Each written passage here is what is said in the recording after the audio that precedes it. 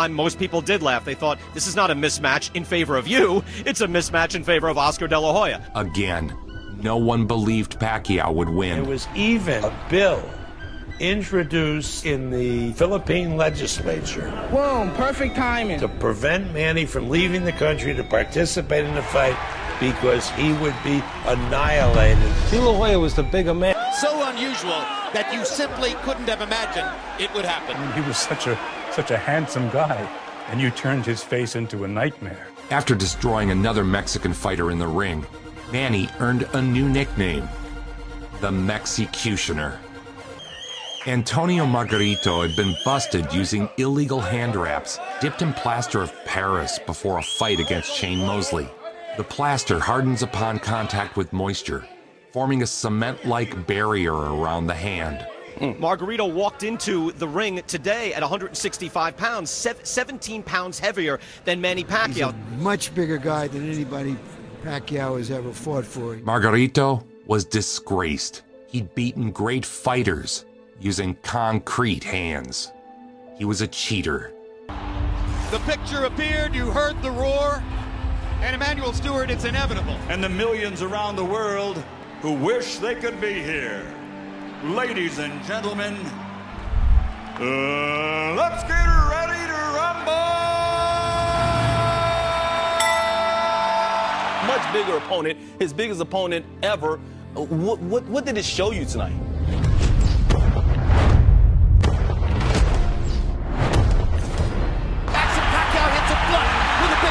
In a single round, all Manny Pacquiao, the worldwide phenomena continues. Harold Letterman is still given every round in the fight so far to Manny Pacquiao. And I think he's one of the best fighters I've ever saw. He's what we call a natural.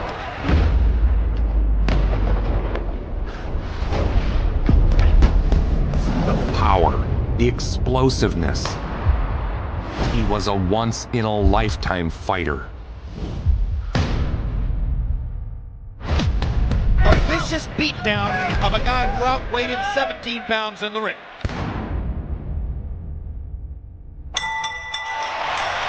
Pacquiao, a vicious beatdown to remember. His 5th consecutive conquest of a significantly bigger man. He was now an 8-division champion. 8 belts in 8 weight classes. We'll see in Manny Pacquiao. He may be 40, but 40 isn't what it used to be. The champ is here! As we approach a historic comeback attempt, Mario Barrios is treading a careful line. As soon as we get face to face, I can see his mouth twitching, he wanted to smile, and I'm like, oh bro, Maybe because it's hard to talk bad about somebody so good. Or maybe because he knows that in previous years, it's never ended well. It hurts me bad because I work my ass so hard. 5 months in the gym, training. I know he's a very serious fighter though. I know when he steps in the ring, he's not smiling, so. See, what he do is he try to smile, but that's he nervous.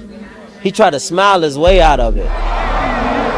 He nervous though. He be trembling. I'm not predicting the fight, but I will do my best to do the same with my last fight.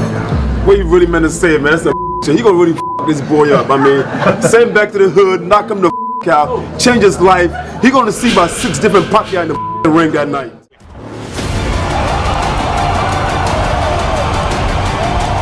He said it ain't about how many, it's about the right time. Well, there was no right time against Pacquiao.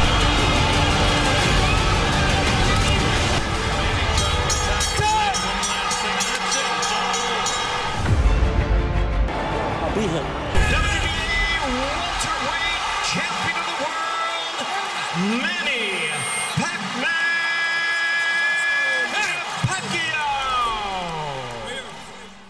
You said about that. Hi, Freddie Roach. That's Freddie Roach right there. Manny Pacquiao. Everything is going well. He was diagnosed as Parkinson's. 2001, Manny Pacquiao walks through the door. Yes. What did you know about Manny? Nothing. When I met Freddie was young. He was young back then. He's still young now. At one point, I think it was more like he was my brother. And then at some point, it went even as a father-son relationship. Holly FK There was a version of Manny Pacquiao that nobody, and I mean nobody, wanted to be locked inside a ring with. This wasn't the friendly, smiling senator from the Philippines. No, this Pacquiao was pure evil. He didn't just beat opponents, he hunted them. He destroyed legends. He walked through giants, and he did it like he was powered by something supernatural. When he touched you, your career changed forever. And today, we're going back in time to explore the most terrifying version of Manny Pacquiao ever. The Pac-Man who turned world champions into victims. The Pac-Man who forced even his own trainers to ask, how is this even human? Buckle up, because this Manny Pacquiao was a nightmare. Before he became a superstar, Pacquiao wasn't fighting for glory. He was fighting for survival. Poor, hungry, homeless. He stepped into the ring with only one mission: win or starve. That mentality built a killer. His early fights in the Philippines weren't technique-based. They were war. He fought like someone who had nothing to lose, because he literally didn't. The moment he knocked out Lelo Ledwaba, the world woke up. People said, wait, who is this kid? Then he obliterated Marco Antonio Barrera, one of the greatest Mexican fighters ever, not by outboxing him, but by breaking him. Punch after punch, relentless, psychotic pressure. Barrera had never seen anything like it. Nobody had. After Barrera, Pacquiao evolved. He wasn't just fast, he was too fast. He wasn't just powerful, he had scary knockout force at multiple weights.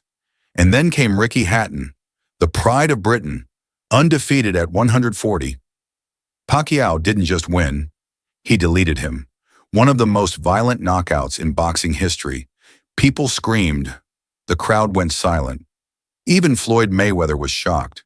Miguel Cotto was supposed to be too big, too strong, but Pacquiao walked him down, smiling, laughing, like he enjoyed the pain. Cotto looked helpless, his face swollen, his body broken. He surrendered in the 12th. He had no choice. What made Pacquiao so scary wasn't just power. It was the perfect combination of insane speed, southpaw angles, non-stop combos, killer instincts, iron will he'd throw 6 punches before you could blink. You couldn't predict him. You couldn't time him. You couldn't stop him. He didn't fight like a human. He fought like a weapon. Many of his opponents were never the same. Cotto, Hatton, Morales. Their careers changed forever. He forced legends to reconsider boxing itself. This version of Manny Pacquiao, the one between 2003 and 2010, might be the most terrifying fighter the sport has ever seen. This wasn't just a great boxer. This was a force of nature, a storm, a demon in gloves. Holly FK, this Manny Pacquiao was pure evil. Like, subscribe, and comment. Which era fighter should we break down next? He did the unthinkable. Alan David Picasso, the young, hungry Mexican star, has called out the monster himself, Naoya Inoue. El sábado peleamos cada pelea como si fuera un campeonato. I have prepared really intensely, and the whole point of surpassing those expectations is surpassing your own limits. And that's exactly what we've done in the gym, trying to break our own limits. And then once I step into the ring this Saturday night, I'm gonna fight like it's the last fight of my life. The last fight as if it was for a world title. That's just what I do, because I want the fans to enjoy what I do, and that's just how I am as a fighter. The question now is, did he just sign his own nightmare? Or could this fearless challenge turn into the biggest upset in modern boxing history? Naoya the Monster Inoue is back, and this time he's facing one of the most dangerous young lions in boxing. Alan David Picasso. Can the Mexican sensation shock the world? Or will Inoue remind everyone why he's the most feared fighter on the planet? Let's break down what to expect when these two finally meet inside the ring.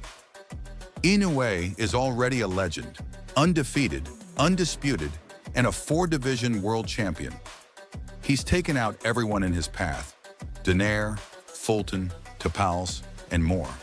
What makes Inoue terrifying isn't just his power. It's his timing, precision, and ring IQ. He reads opponents like a book and ends fights with surgical accuracy. But now he faces something new: youth, hunger, and unpredictability. Alan David Picasso might not have Inoue's fame yet, but he's got the tools to make this fight interesting. Standing taller with longer reach, Picasso is sharp, fast, and improving every fight. He's undefeated, confident, and fights with that Mexican warrior mentality. He doesn't back down, and he loves to exchange punches. Many say he's the future of the super bantamweight division. But can he survive the present monster? This fight is a perfect clash of styles. The precision and experience of Inoue versus the youth and volume punching of Picasso. Expect Inoue to use his signature game plan. Attack the body early, close the distance, and test Picasso's composure. Picasso will try to keep the fight at range, using his jab and movement to slow down Inoue's pressure. If Picasso gets reckless, one counter from Inoue could end it all. But if he stays disciplined, he might just give Inoue his toughest test yet. Expect fireworks from the opening bell. Inoue will look to make a statement. He wants to show the world he's still the most dangerous man below 130 pounds. Picasso, on the other hand, is fighting for respect, for legacy, and for the chance to shock the world. This could be a short, explosive fight, or a long, tactical war, depending on how disciplined Picasso remains. One thing's for sure, this fight is must-watch boxing. If Inoue wins, he continues building one of the greatest legacies in modern boxing. But if Picasso pulls off the upset, it could be one of the biggest shocks in boxing history. So who do you think takes it? The monster or the Mexican prodigy? Drop your predictions in the comments, hit that like button, and don't forget to subscribe to our channel, where every punch tells a story. This is the fight every boxing fan in Japan and the world has been waiting for.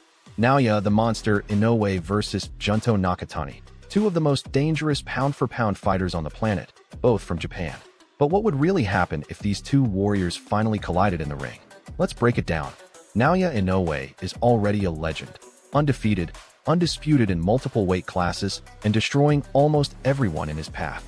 His speed, timing, and fight IQ are unreal. He doesn't just beat opponents, he breaks them down piece by piece.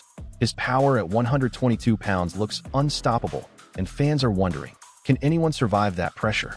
Then you've got Junto Nakatani, the tall, rangy southpaw who's been silently destroying his own division. A master of range, a powerful puncher with either hand, and still getting better every fight. At 5 feet 8 inches with an incredible reach, he'd be one of the few who could actually test Inoue's limits in size, movement, and power. If this fight happens, expect a technical war.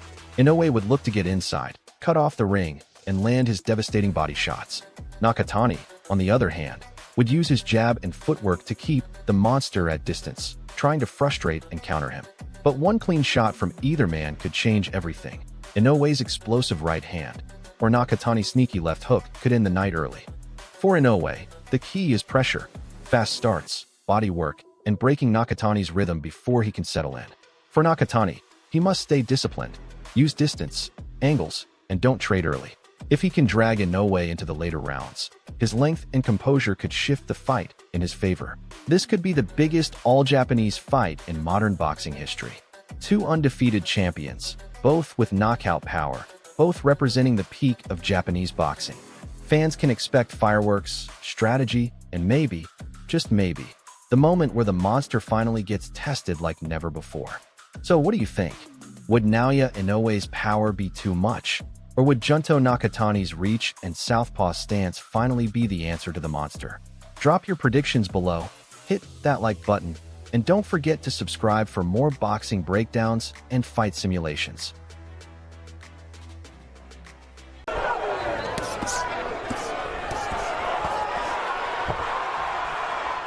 Is he over-involved? Abner. Oh, left in the first half of this 12-round affair, and Jaron Ennis with the left-hand drops. Welcome back to Sports Highlight.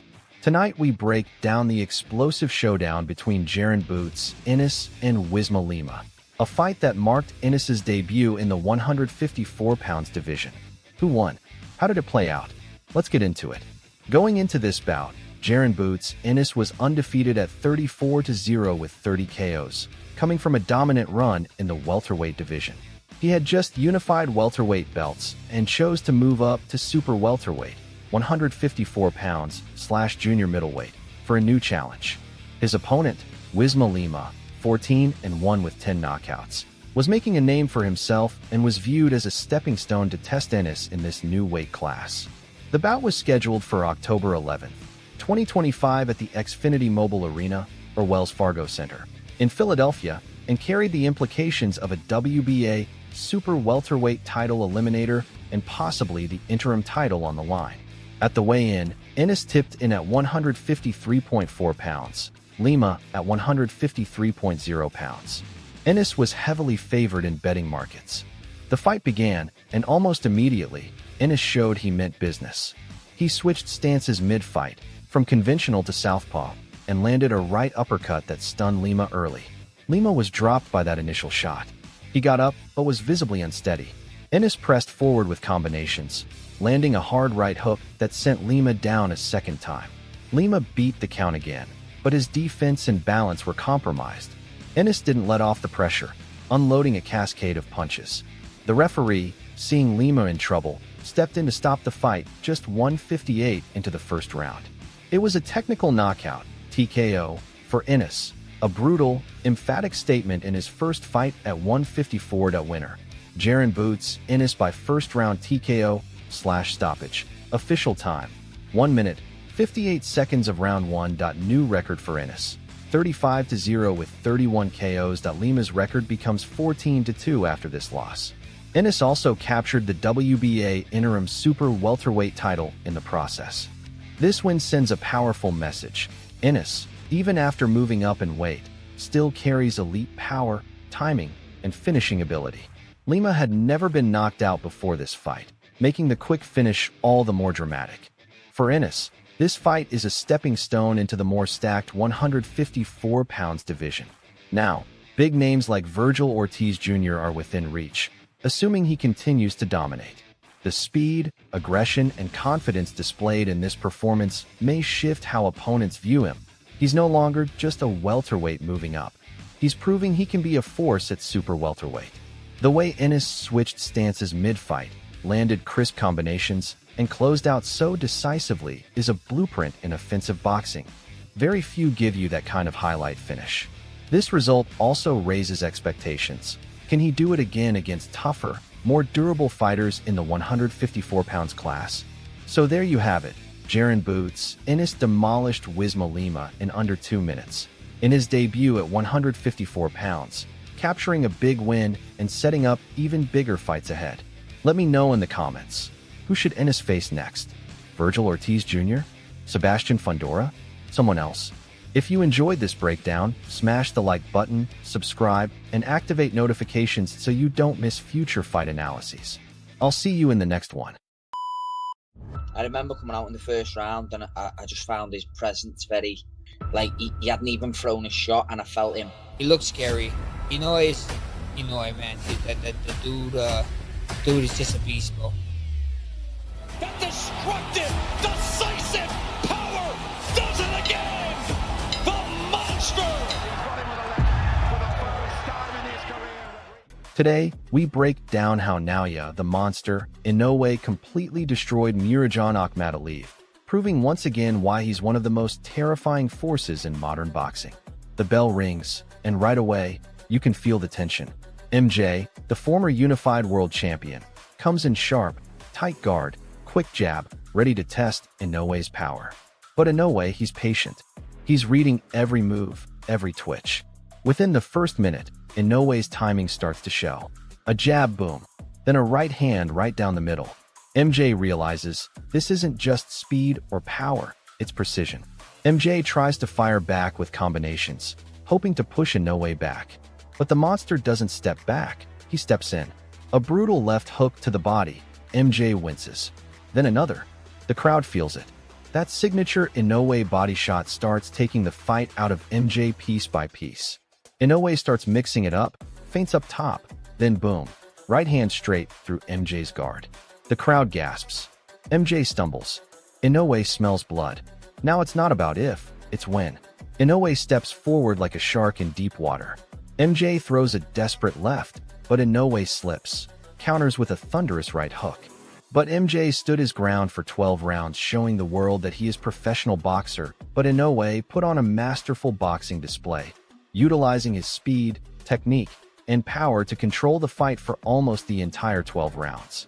While Akmatiev was a durable and game opponent, Inoue was the clear winner on the scorecards, 118 to 110, 118 to 110, 117 to 111.